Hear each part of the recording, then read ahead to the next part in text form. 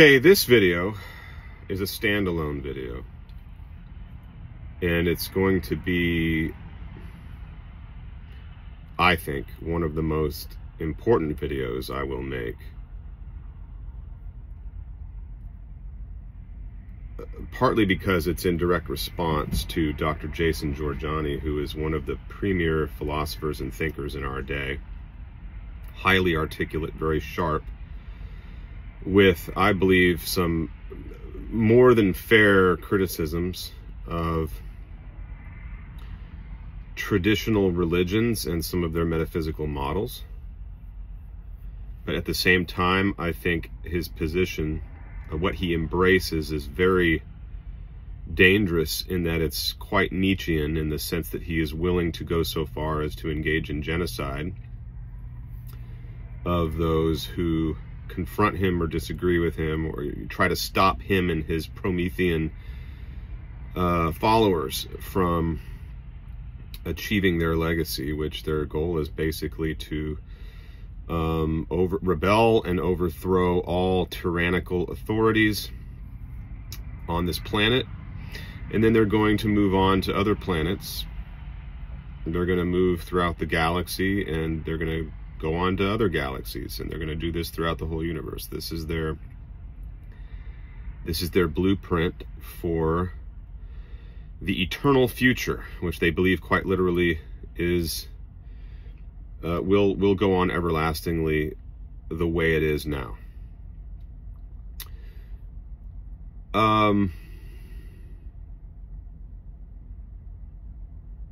As I said before, I plan on doing a much fuller analysis of Jorjani's thought.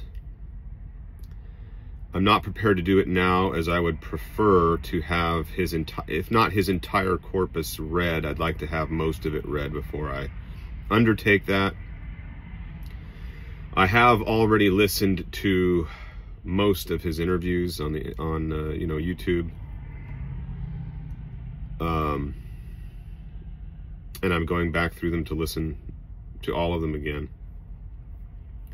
I've been working through Prometheus and Atlas. I read Closer Encounters. I've got others that are in the pipeline coming up.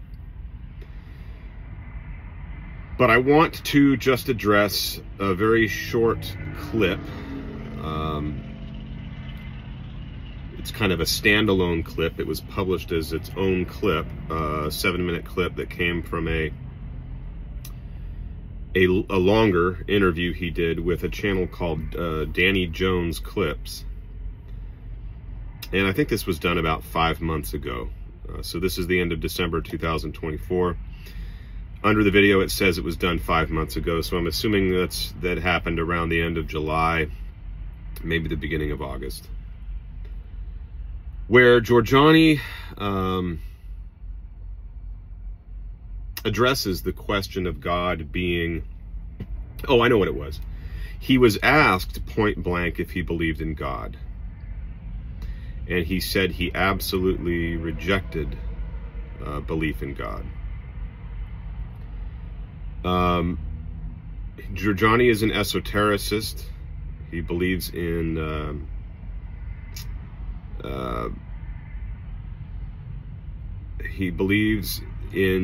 parapsychology very strongly, and in the esoteric, the occult. He talks a lot about psychotronics and about the future. He's a futurist, calls himself a Promethean. He denies being a transhumanist, although I would say many of the earmarks of transhumanism are apparent in his elaboration and his explication of his position. But he would say he's not a transhumanist simply because he doesn't believe that there is an end to the number of evolutionary stages we will go through, or evolutionary forms we will take, whereas a transhumanist such as Ray Kurzweil of Google thinks that there is an end, which he calls the singularity. Jorjani would deny that there is a definitive singularity, so in that sense he doesn't hold to a teleology. Jorjani is very Nietzschean. As far as he's concerned, God doesn't exist. God is dead. And we need to undergo a reevaluation. We need to do a reevaluation of all values, essentially.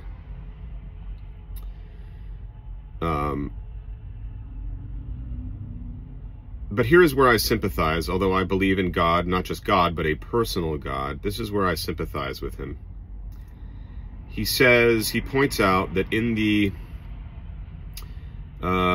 traditional religions and in the philosophy of Plato, and what he includes perennialism in this as well, and not just the Abrahamic religions, but also Sanatana Dharma, so Buddhism, Hinduism, and so on. They have this concept of God being omnipotent and omniscient.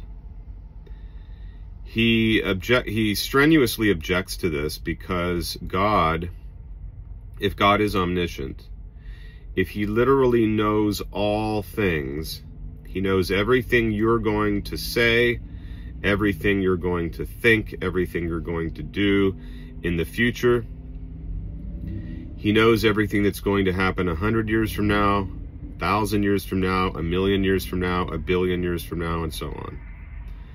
Therefore, he knows, if he knows the end from the beginning, if he knows all things simultaneously, then that means he is directly accessing every point in the future.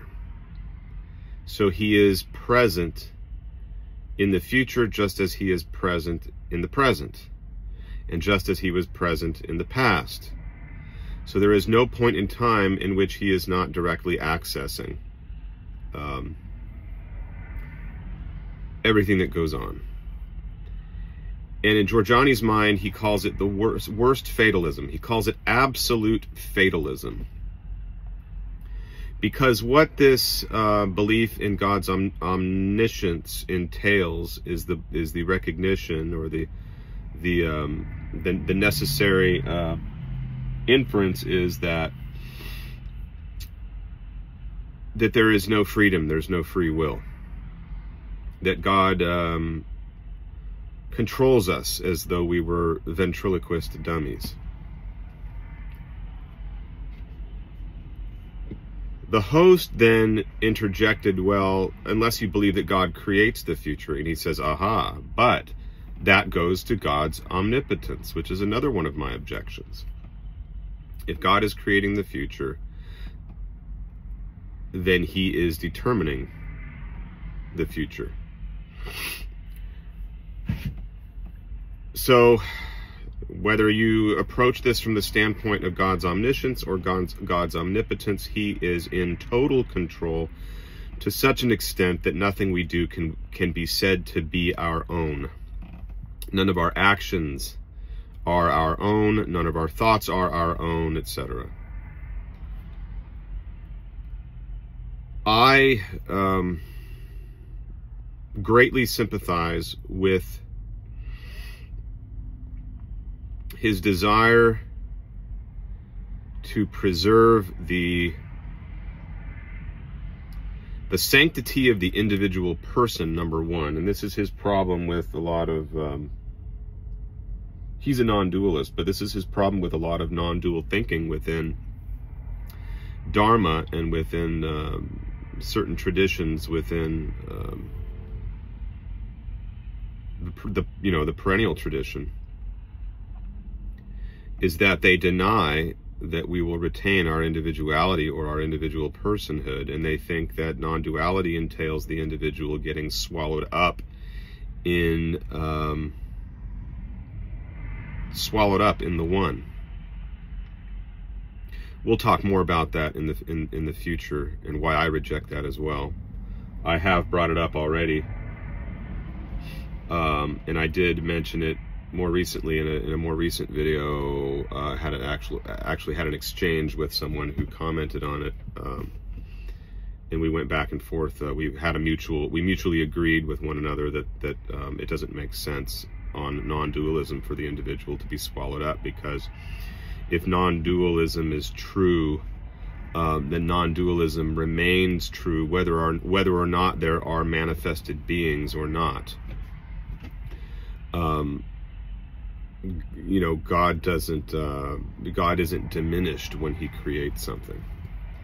It's not as though he is lacking something and he has to get it back, so that when we die, he has to get our remains back, you know, that he has to add something to himself to be complete. But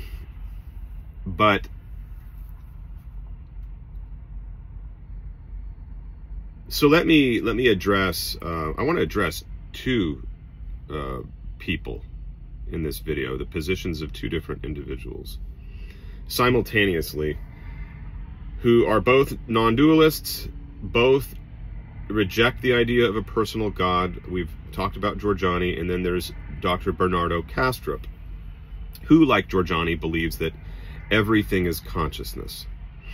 And neither one of them believe that God exists or that there is a personal being that we can call God. Bernardo Kastrup, like the materialist, is a naturalist.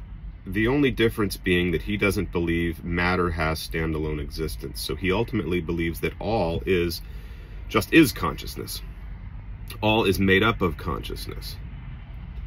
And so matter that is harder, more solid, more opaque is just a function of consciousness in a particular frequency, operating at a particular frequency. So depending on the frequency, matter will be more solid, or it will be more quote-unquote spiritual, you know, more subtle. But he doesn't believe that there is a God. So whatever we want, you know, if we want to call it God at all, quote unquote, it is growing and learning and evolving, and it is in a constant state of becoming for him.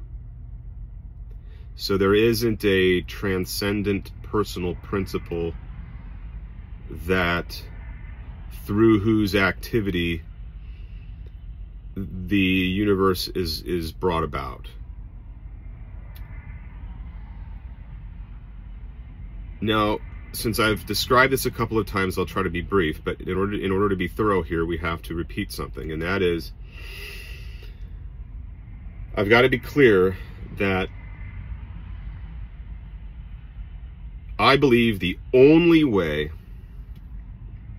to account for all that there is to recognize that A, God is personal, and B, what it means for God to be personal is that he has two aspects that constitute an uncaused distinction within him between his pure awareness and his body, which is the infinite ether or infinite field of energy out of which he produces all things that exist. His pure awareness being his self-awareness, his awareness of self. These two things together constitute the singularity of God's divine person. If we don't reconcile plurality in terms of personhood, then you will either end up with a oneness that is non-differentiated, in which case you could not account for how anything can come into existence out of it, because it's really nothing more otherwise than an infinite void or an infinite empty space, nothingness. So you would essentially be arguing like the Christian creationist who says something can come out of nothing. On the other hand, if you start with a plurality of things, but together they do not constitute the one identity of God, but rather they're just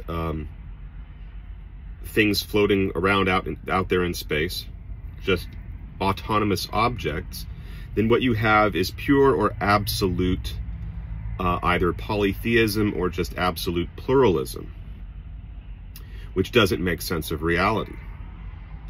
You have to have a common source in order to make any kind of a logical sense of reality.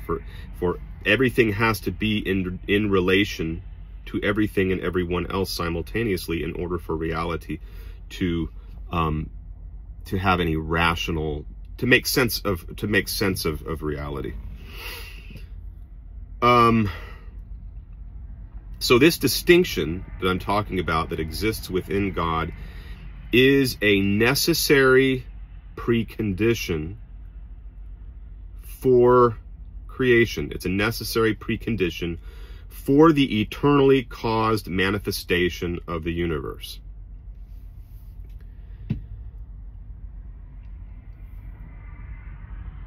So that would be my first response, and that argument goes to both Jorjani and Dr. Kastrup equally.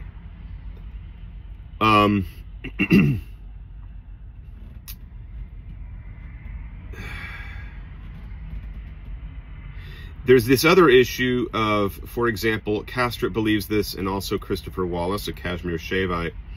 He believes all is consciousness, which I would associate with the body of God. I would associate with that with the ether, or with this infinite field of, whatever you want to call it, field of energy. The infinite ether out of which God creates everything. He doesn't distinguish between, this goes for Rupert Spira as well, Spira, Wallace, Kastrup. They equate consciousness with pure awareness, and they say everything is pure awareness. And what I talked about in my one of my videos on the goddess, Reclaiming the Goddess, that short series, I said that when you do that, you are inadvertently demoting the goddess to something that is a product of God, something that is caused by God, but not something that pre-exists.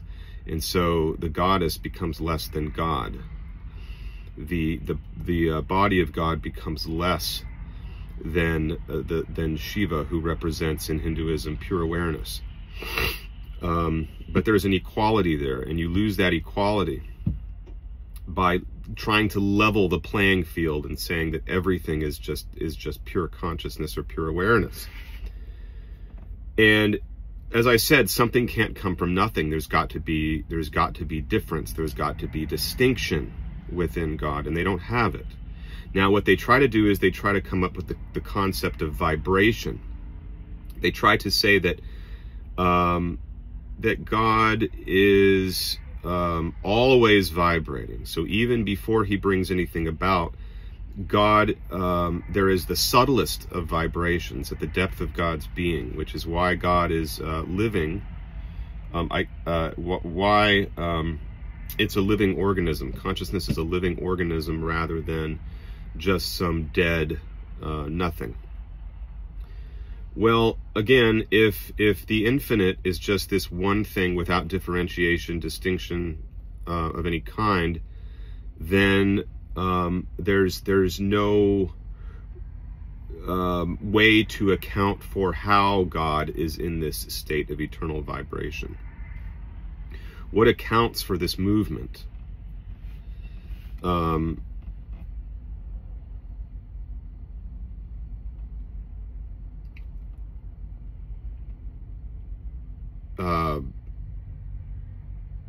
There's got to be difference in God in order for God to have internal dialogue, and in order for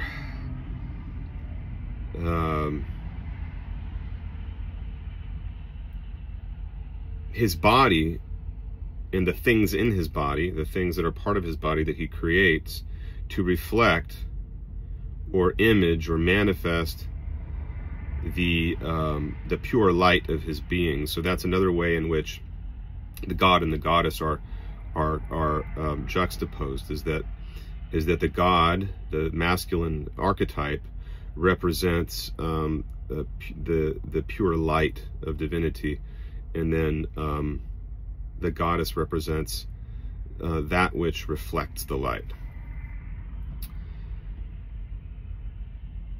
So God could not hold internal dialogue. God could not create anything. God would not have any sense of self without that distinction within him between his spirit, which is the self, the essence of the self, and the body. So the self isn't a person on its own. It requires a body to go with it. And the body obviously cannot be the person on its own, but requires the spirit. So that's why God must be a person. Now, I want to go a little bit further in responding to Jorjani's concept, because he says that God, if God is omniscient, then he knows everything all at once. He knows everything simultaneously, which means, therefore, that he is directly accessing everything in a hands-on way and determining everything, such that, therefore, we do not have any freedom of thought or any freedom of action. I would say God is much more complicated than that. While we would reject Kastrup's view that God starts out in some embryonic state, and that, like us, over time, he has to learn things through experience, and he has to understand what things are, and he goes through different stages of evolution and becoming. While we would reject that, we would also, I say we, but I'm referring to my own position, I would also make the caveat which would distinguish my philosophy from the religious philosophies Jorjani is criticizing, that God does not know the end from the beginning. Now, that might sound absurd, because if God is God, and by definition God is omniscient, according to the traditional definition of God, right? He's all-knowing and all-powerful. If that's the case, then there can't be anything God doesn't know and doesn't have immediate access to. Well, here's what I would say. If God has immediate access to everything at once, God would be finite. He would be finite because the only way that God could have access to every fact simultaneously is if creation and history are finite. You would have to have a finite number of beings who live finite lives, so even their life would have to come to an end. They'd have to be annihilated somehow, such that there are no more beings living, moving, acting, thinking, speaking, etc. In order for God to know the end from the beginning, there would have to actually be an end. I would say God is not constrained by those limitations. Because God is not finite, he is capable of creating souls, beings, persons, I should say, not souls, persons,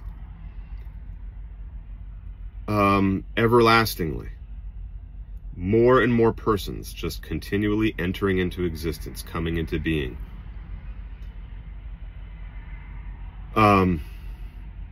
Everlastingly, bringing about new worlds, new universes, new life forms. Remember, there isn't a fixed number. We're speaking now in terms of a world of plurality, right? So in terms of plurality, there isn't a fixed number that perfectly represents the value of infinity. You can keep, in terms of plurality, you can just keep adding one, and then another one, and then another number one, and another number one, and you can just keep adding to that number indefinitely. So there isn't a fixed value for infinity. That's why God could never know everything,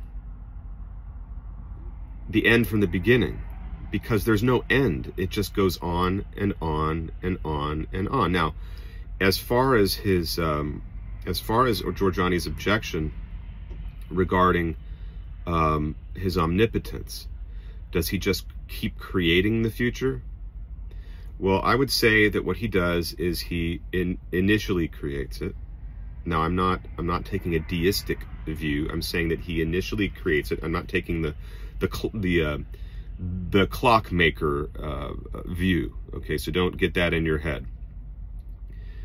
God has this just incredible amount of knowledge that pre-exists anything that he creates, and he takes that knowledge and he creates this universe, and he knows every data point in the universe at once, and he knows how each data point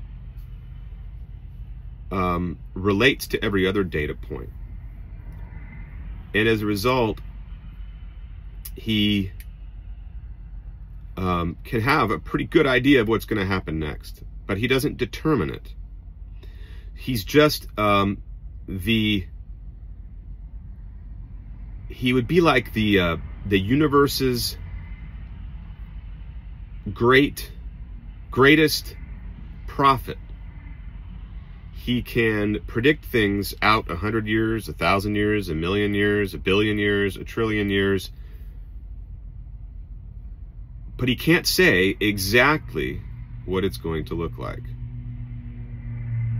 Now, that doesn't mean anything happens outside of him.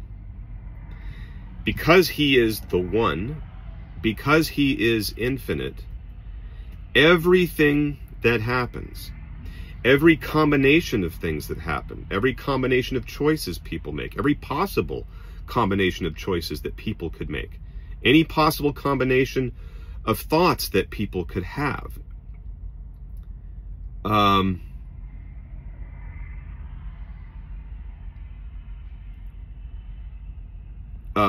calculating for every person who has ever lived, that lives now, and will ever live in any of the worlds that he has created, from now till forever, he comprehends within himself all of those possibilities.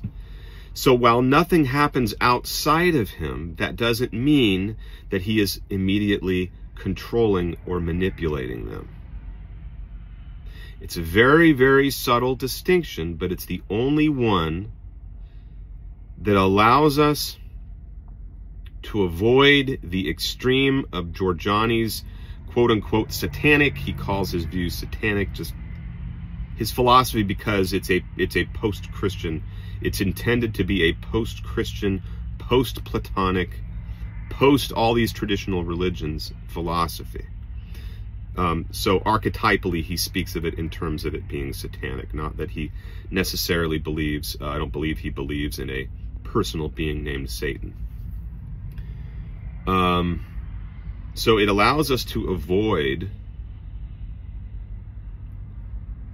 the harsher, sort of very unloving, very non-compassionate Nietzschean qualities in Jorjani's worldview, but it also allows us to glean from the astute observations that Jorjani makes about the problems inherent in these traditional religions, and allows us to fine-tune our understanding of God and who he is and how he works.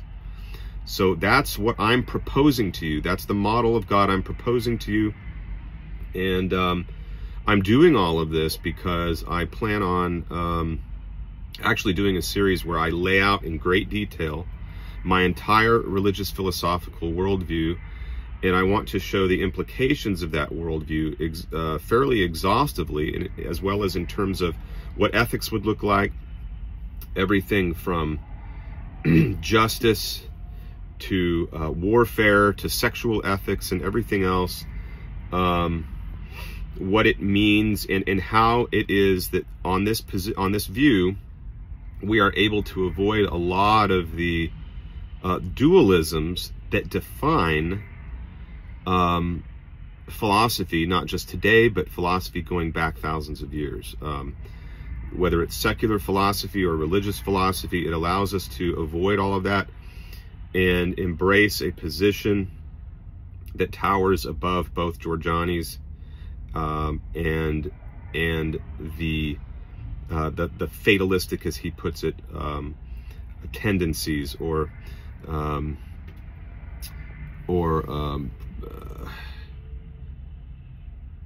yeah, the fatalistic tendencies or you know,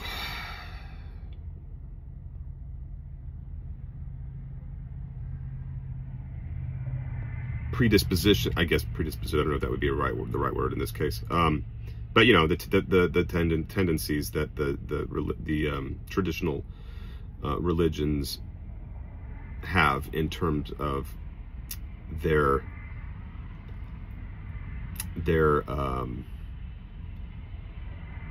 the way that they work out the implications of God's, their understanding of God's attributes.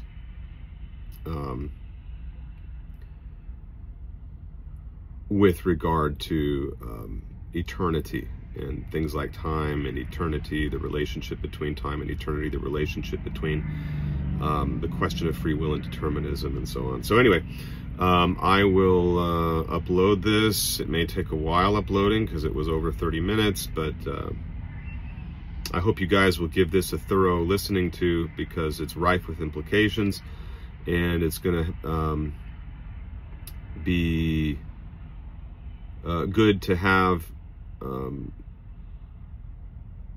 listened to before I get into my new series, where I lay out everything in a little more organized way and in a more